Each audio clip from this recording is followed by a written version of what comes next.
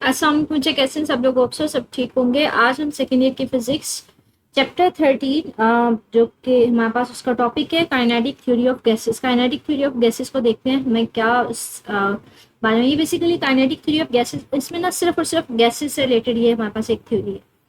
उसको देखते हैं, उसके क्या पोस्टुलेट्स है, अजम्पशंस क्या हैं, सारे में देखते हैं। ठीक है, कहते हैं काइनेटिक थ्योरी ऑफ गैसेस, मतलब काइनेटिक थ्योरी कुछ ऐसी थ्योरी है जो सिर्फ और सिर्फ क्या करती है, गैसेस को डील करती है। कहते हैं kinetic theory of gases describe the molecular composition of a gas and there motion.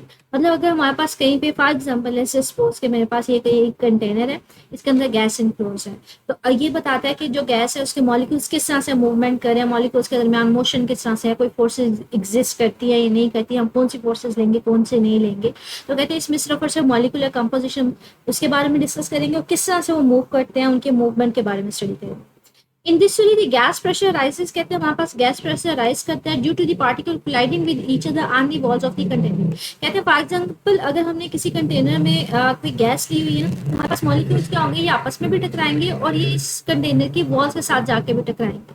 अब वॉल्स के साथ जाकर टकराएंगे, उसके ऊपर फोर्स लगाएंगे, तो इसका मतलब है इसके ऊपर कोई ना कोई प्रेशर एक्सर्ट करेंगे। जैसे आपकी बुक में भी अपवर्ड मतलब प्रीवियस टॉपिक में हमारे पास डायग्राम दिखाई भी हुई है कि लाइक अगर ये एक कंटेनर है जिसमें आपने गैस इनक्लोज किया, तो यहाँ पे गैस के मॉलिक्यूल्स जो है आपस में भी कोलाइड करेंगे, एक दूसरे के साथ कोलाइड भी करेंगे, और हमारे पास क्या होंगे, ये बार बार जाके वॉल्स के साथ भी जाके कोलाइड करते हैं। जब ये वॉल्स के साथ जाके कोलाइड करते हैं, इसके ऊपर क्या लगाते हैं, फोर्स लगाते हैं। तो हमारे पास प्रेशर बेसिकली होता है, क्या प्रेशर हमारे पास होता है, फोर्स पर यूनिट एरिया होता है। ठीक है, तो अब अगर ये हमारे पास जाके कोलाइड कर रहे हैं, टकरा रहे हैं हमारे पास वॉल्स के साथ, तो हमारे पास उस वॉल का कुछ ना कुछ एरिया भी होता है जिसके साथ वो जाके कोलाइड करते हैं। तो हमारे पास उसके ऊपर जितनी फोर्स लगाएंगे उस हिसाब से हम कहते हैं वो वॉल्स के साथ क्या कर रहे होते हैं, वो प्रेशर exert कर रहे होते हैं। It also defines properties such as temperature, pressure, and volume, as well as the transport properties such as viscosity, thermal conductivity, and diffusivity. कहते हैं हमारे पास जो काइनेटिक मॉलिक्यूलर थ्योरी है ना, इससे हम लोग टेम्परेचर के बारे में भी आइडिया लगा सकते हैं कि किस तरह से गैस का टेम्परेचर चेंज होगा। वो फर्दर आगे टॉपिक्स में मुझे मैथमेटिकली उसको ड्राइव भी करेंगे। ठीक है, वॉल्यूम कैसे करिए, मेरे पास अगर कंटेनर में मैंने गैस इनक्लोज किया तो इसका टेम्परेचर गैस मॉलिक्यूल्स का किस तरह से चेंज होगा, इसका वॉल्यूम कम ज़्यादा हो सकता है या नहीं हो सकता, प्रेशर में क्या डिफरेंस आएगा। तो ये बेसिकली हम लोग उस बारे में सारा कुछ इसका फार्मूला जो है वो ड्राइव करेंगे। आगे फर्दर हम टॉपिक्स में इसको देखेंगे। As well as transport properties such as viscosity, हम ये भी देखेंगे जो गैस है वो अगर एक जगह पे है तो वो दूसरी जगह पे उसके मॉलिक्यूल्स है वो किस तरह से ट्रांसपोर्ट कर रहे होते हैं, मूवमेंट किस तरह से, इनके आपस में किस तरह से कोई फोर्सेस हैं या नहीं है। तो विस्कोसिटी को भी डील करते हैं। विस्कोसिटी बेसिकली होती है कि विस्कोसिटी है कि मतलब थिकनेस को बोला जाता है, या फिर जितनी ज़्यादा मॉलिक्यूल्स के दरमियान फोर्सेज हमारे पास कम होंगी, रेजिस्टेंस कम होगी, उतनी विस्कोसिटी उसकी क्या होगी, कम होगी। ठीक है, तो ये हम उसके बारे में पढ़ेंगे। थर्मल कंडक्टिव मतलब अगर कोई गैस है तो उसमें से कोई जो हीट एनर्जी है वो पास आउट कर सकती है या नहीं कर सकती। या डिफ्यूसिटी मतलब हमारे पास बस डिफ्यूजन का वर्ड होता है बेसिकली। डिफ्यूजन का मतलब होता है बच्चे कहीं अगर हमारे पास कोई कंटेनर है, किसी एक साइड पे आप मॉलिक्यूल्स गैस जो है वो उसके मॉलिक्यूल्स हैं, थोड़ी देर बाद वो गैस के मॉलिक्यूल्स है ना वो हर एरिया में जो है ना वो फैल जाएंगे।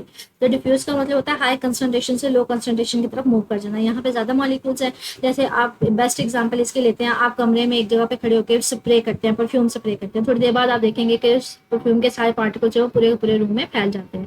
ठीक है, इसको डिफ्यूजन बोलते हैं। मतलब काइनेटिक मॉलिक्यूलर थ्योरी से ना हम इन सब का एक्सप्रेशन कुछ ना कुछ ड्राइव करेंगे। टेम्परेचर किस तरह से चेंज होगा, वॉल्यूम किस तरह से चेंज होगा, विस्कोसिटी का एक्सप्रेशन देखेंगे, डिफ्यूजन किस तरह से मैटर। अब कहते हैं काइनेटिक मॉलिक्यूलर थ्योरी अगर देखा जाए ना, ये सिर्फ और सिर्फ आइडियल गैसेस के ऊपर अप्लाइज होती है। आइडियल गैसेस कौन सी होती है मुझे, कहते हैं हमारे पास ये बेसिक अजम्पशंस है, हम इनको फॉलो करेंगे तो वो हमारे पास आइडियल गैस हो जाएगी। लाइक मतलब ये कुछ अजम्पशंस हैं जिनको हम माइंड में रखेंगे। सबसे पहले कहते हैं जो गैसेस होती है कंसिस्ट होती है large number of tiny spherical particles that are far apart from each other compared to their sizes। कहते हैं हमारे पास जो कह लें ये जो गैस मॉलिक्यूल्स होते हैं मतलब ये स्फेरिकल शेप होते हैं, मतलब हमारे पास क्या होते हैं, कह लें कि गेंद की शक्ल के होते हैं। दूसरा कहते हैं मॉलिक्यूल्स के दरमियान का जो फासला होता है ना, इनके साइज की निस्बत बहुत ज्यादा होता है, मतलब फासला मॉलिक्यूल्स के दरमियान बहुत ज्यादा होगा, मॉलिक्यूल्स का साइज हम बहुत कम लेते हैं। दूसरा अगर गैस ले रहे हैं तो वहाँ पे नंबर ऑफ मॉलिक्यूल्स ले जाते हैं छोटे काफी ज्यादा। यहाँ पे तो सिर्फ दिखाने के लिए आपके पास 3-4 लिए, वरना बहुत ज्यादा मॉलिक्यूल्स होते हैं छोटे छोटे से। ठीक है, कहते हैं जो गैस मॉलिक्यूल्स होते हैं वो कांस्टेंट रैंडम मोशन में होते हैं, वो किसी डायरेक्शन में भी मूव ऑन कर सकते हैं। मतलब कोई ऊपर जा रहा होगा, कोई नीचे जा रहा होगा, कोई लेफ्ट पे जा रहा होगा, कोई राइट पे जा रहा होगा, तो रैंडम मोशन होती है, मुसलसल मोशन में ये मूव कर रहे होते हैं। आप कहते हैं collision between the gas particles and the containers are perfectly elastic. ये हमने फर्स्ट ईयर में पढ़ा था, इलास्टिक कोलिजन किसको बोलते हैं। बेसिकली इलास्टिक कोलिजन उसको बोलते हैं जिसमें काइनेटिक एनर्जी जो है वो चेंज नहीं होती, लॉस नहीं होती, मतलब किसी किस्म का काइनेटिक एनर्जी में चेंज नहीं आता, उसकी स्पीड में चेंज नहीं आता। ठीक है, तो कहते हैं जब ये कोलाइड करेंगे, ये गैस के पार्टिकल चाहे वो आपस में टकरा रहे हैं चाहे वो वॉल्स के साथ जाकर टकराते हैं, हम कहते हैं उनकी कोलिजन क्या होती है, इलास्टिक, मतलब वो यहाँ पे कोई एनर्जी अपनी लॉस नहीं करेंगे, जो एनर्जी होगी उस एनर्जी के साथ टकराएंगे और वापस आ जाएंगे। ठीक है, तो ये आइडियल हमने अजम्पशन ली है, वो हमें पता है टकराएंगे तो एनर्जी लॉस होती है, लेकिन हम आइडियल सिचुएशन ले रहे हैं कि उनकी कोलिजन जो होगी चाहे वो आपस में टकराएं चाहे वो वॉल्स के साथ जाकर टकराएं, वो क्या होंगी, सारी की सारी इलास्टिक होंगी। अगली assumption हमने लेनी है that there are no forces of attraction or repulsion between the gas particles and the particles until the particles perform collision with each other। कहते हैं ये जो हमने गैस पार्टिकल्स लिए ना, हम यहाँ पे assume करके देखेंगे, assume करेंगे आइडियल सिचुएशन में कि इन गैस मॉलिक्यूल्स के आपस की कोई फोर्सेस नहीं होती, ना ही एक दूसरे को अट्रैक्ट कर रहे होते हैं ना ही रिपेल कर रहे होते हैं, मतलब आपस की सारी फोर्सेस हम नेग्लेक्ट कर देंगे कि इंटरमोलिकुलर फोर्सेस, मॉलिक्यूल्स के आपस के दरमियान की कोई फोर्सेस नहीं होती।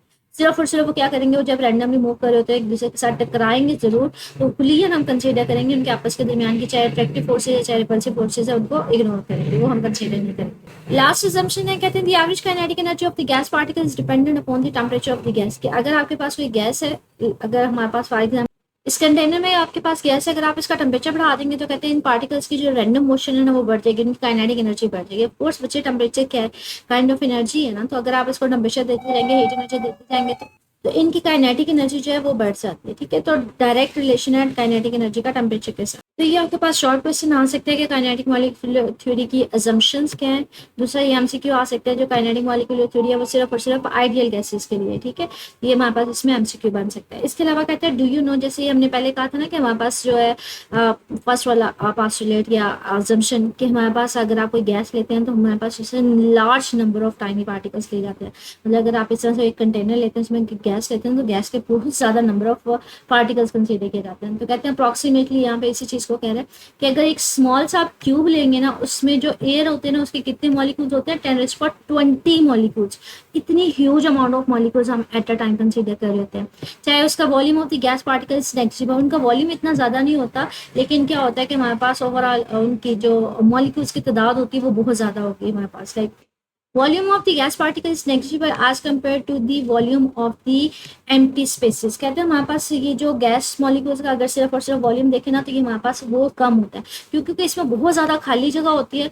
अगर हमारे पास ये खाली जगह का वॉल्यूम देखें तो ये हमारे पास बहुत ज़्यादा होगा, इसके कंपैरिजन में ये जो मॉलिक्यूल्स का ओवरऑल वॉल्यूम होता है वो बहुत कम होता है। ठीक है, तो ये वैसे जस्ट बात की जा रही है हमारे पास कि इसमें एम्प्टी स्पेसेस मॉलिक्यूल्स के दरमियान जो स्पेसिंग होती है, मतलब जो फासला होता है वो बहुत ज़्यादा होता है, तो ओवरऑल जो खाली जगह का वॉल्यूम होगा वो बहुत ज़्यादा होगा एज कम्पेयर टू अगर इन मॉलिक्यूल्स के हम वॉल्यूम की बात करें। ठीक है, आगे हमारे पास एक छोटी सी बात है, कहते हैं for your information the mean free path is the average distance of a moving particle covered before it undergoes a collision that significantly altars its direction और एनर्जी।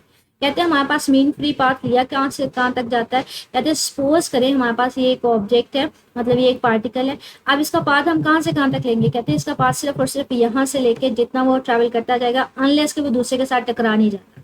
अगर दूसरे पार्टिकल्स के साथ टकरा जाएगा तो वो मे भी अपना पाथ चेंज कर जाए, अपनी डायरेक्शन चेंज कर जाए, तो सिर्फ और सिर्फ यहाँ से लेकर यहाँ तक का हम उसका पाथ लेंगे, उसका डिस्टेंस कंसीडर किया जाएगा। ठीक है, तो कोलिजन से पहले पहले before it undergoes a collision, मतलब कोलिजन से पहले पहले वो इतना जितना डिस्टेंस ट्रैवल करेगा वो उसका पाथ लिया जाएगा। ठीक है, तो ये आपके पास काइनेटिक मॉलिक्यूलर थ्योरी थी, उसकी assumptions थी, तो इसको पढ़ लीजिएगा। ये इसका सिर्फ सिर्फ इंट्रोडक्शन है कि काइनेटिक मॉलिक्यूलर थ्योरी हमें मॉलिक्यूल्स के बारे में बताती है and so on, collision collide करेंगे एंड सो ऑन। इसको पढ़ लीजिएगा, इसको ऐसा याद करने की जरूरत नहीं है, लेकिन आप इसके assumptions याद करेंगे और ये आइडियल गैस के लिए। ठीक है, मजीद मुझे कुछ पूछना हो कमेंट सेक्शन पूछ लीजिएगा। ओके, अल्लाह हाफिज़।